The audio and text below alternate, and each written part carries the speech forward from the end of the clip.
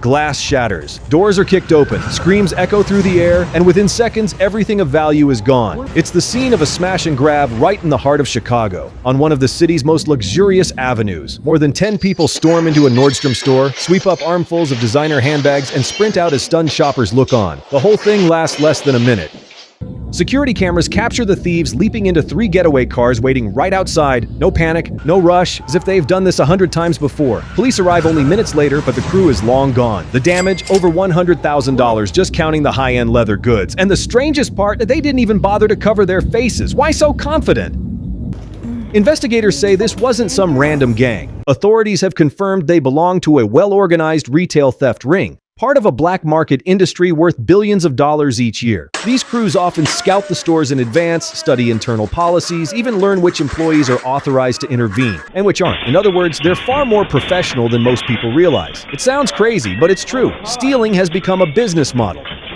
What makes things worse is the old policy once used in Cook County, which basically let petty thieves walk free. Previously, theft under $1,000 was treated as a misdemeanor, and most offenders were released. Now, the rules have changed. The new state's attorney, Eileen O'Neill Burke, has lowered the threshold. Anything above $300 is now a felony. It's a major shift, one that's hoped to turn the tide, though results will take time to show. Police data show that theft in the near North District remains stubbornly high, over 1,100 incidents just this year. Citywide, crime is down 16%, but around the Magnificent Mile, the numbers barely moved. The message is clear. Organized crime has migrated toward Chicago's richest areas, where every single item is worth a fortune.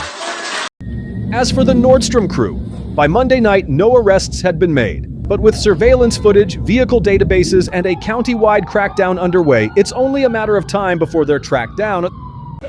The real question is, how many other groups are already planning their next hit, knowing that the rewards still outweigh the risks? That's the question Chicago must now answer, and one for you as well. If you witness something like this, would you pull out your phone to film it or call the police?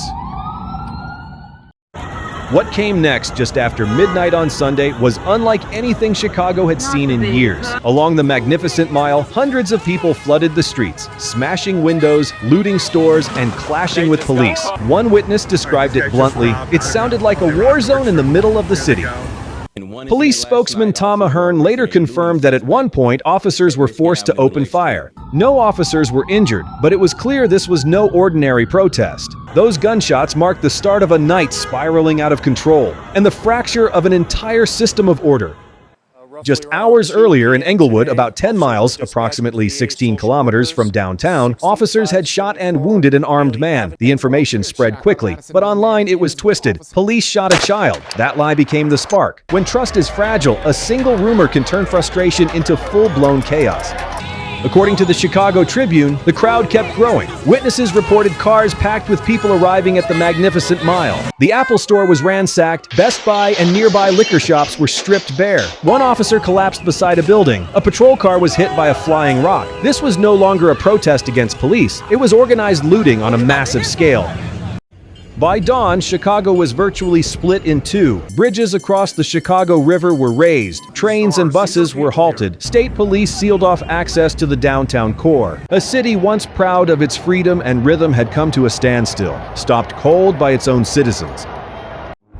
The backdrop is impossible to ignore. Since the death of George Floyd, Chicago has repeatedly descended into unrest. Public trust in law enforcement has crumbled. Anger has simmered. Every police shooting, justified or not, is now viewed through a lens of suspicion. So when gunfire erupted in Englewood, it didn't take much for the city to ignite again.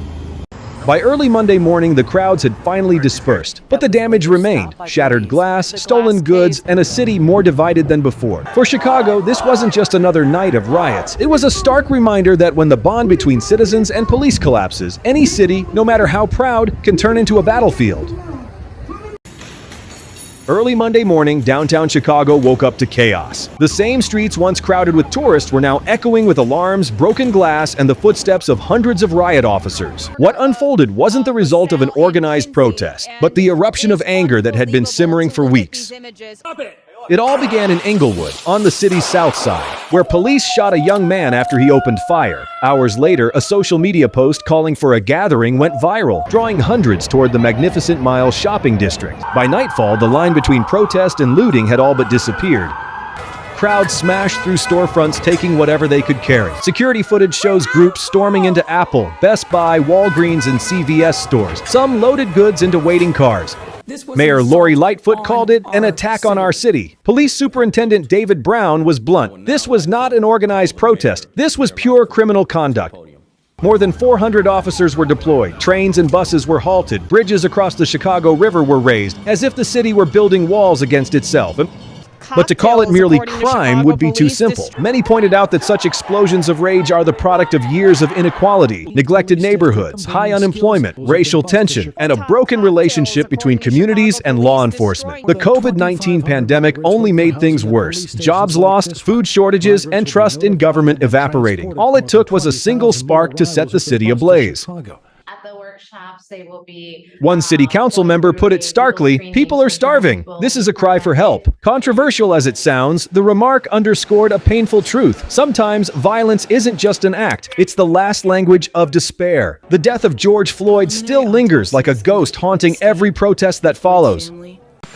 Former President Donald Trump labeled Chicago a lawless zone and threatened federal intervention. Meanwhile, the governor and the mayor traded blame. But on the ground, what remained were ordinary people sweeping the glass, clearing the wreckage, and a city left with another scar, not just on its streets, but deep in its soul.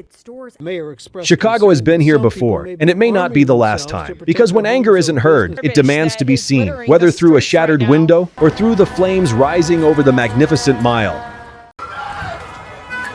From the very first frame, chaos erupts so fast that no one has time to react. A crowd gathers, smashing windows and looting storefronts. Their movements are coordinated, almost rehearsed. Dozens record the scene on their phones, adding to the confusion, turning the moment into something that feels half real, half like a live-action movie.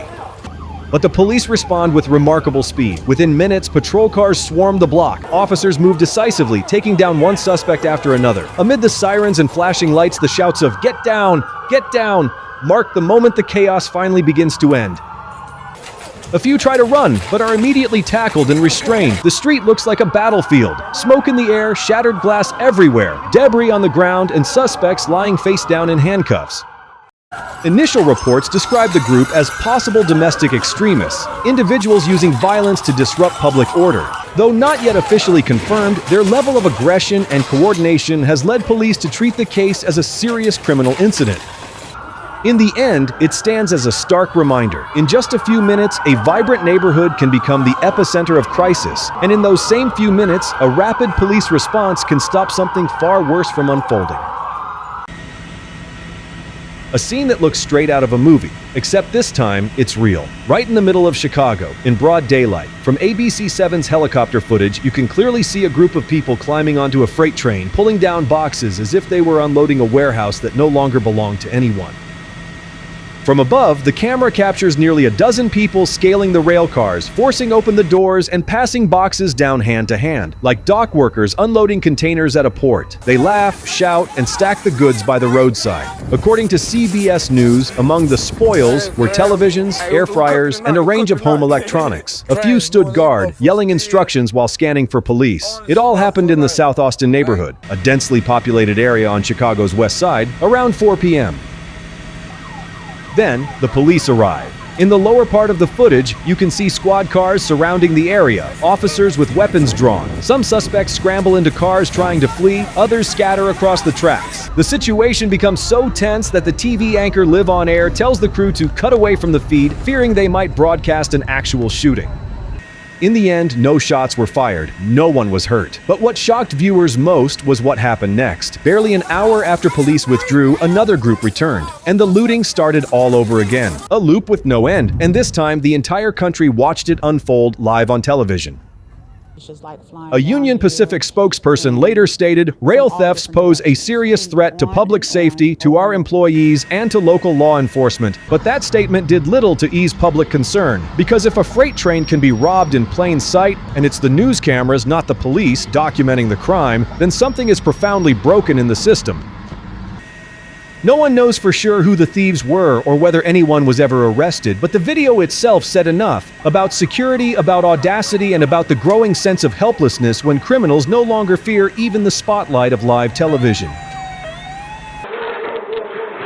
On Monday afternoon at the city center Bishop Ranch shopping complex, a group of about 25 masked individuals suddenly stormed into Heller Jewelers. Security cameras captured them using crowbars and pickaxes to smash display cases within seconds. The sound of shattering glass, screams, and chaos echoed through the mall. The store's automatic lockdown system triggered instantly, trapping the robbers inside for several crucial seconds. Panicked, they smashed at the doors, and one of them fired a gun toward the exit to clear a path. That single act turned what began as grand theft into what police now classify as domestic terrorism, an armed assault intended to incite public fear within a civilian area.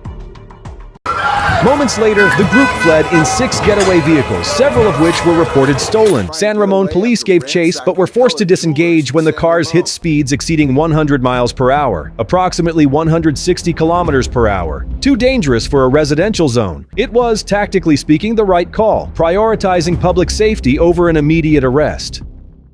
By midweek, 7 suspects had been arrested, including a 17-year-old minor. All were from the Oakland area, and police believe they are part of a larger organized crime network tied to similar smash-and-grab robberies across the San Francisco Bay Area. Notably, Heller Jewelers had been robbed once before, back in 2023, with almost identical methods: masked assailants, lightning-fast strikes, targeting only luxury pieces. At that time, police caught the suspects after tracking a stolen Rolex equipped with a hidden GPS beacon. The fact that the same store was targeted again shows one thing clearly: organized crime is watching, learning, and returning when security systems fail to evolve. According to Lieutenant Mike Pistello of the San Ramon Police Department, when they went in, they basically took over the whole store. They grabbed every piece of jewelry available. His words are more than a description. They're an admission. These crews operate like tactical units, not impulsive thieves.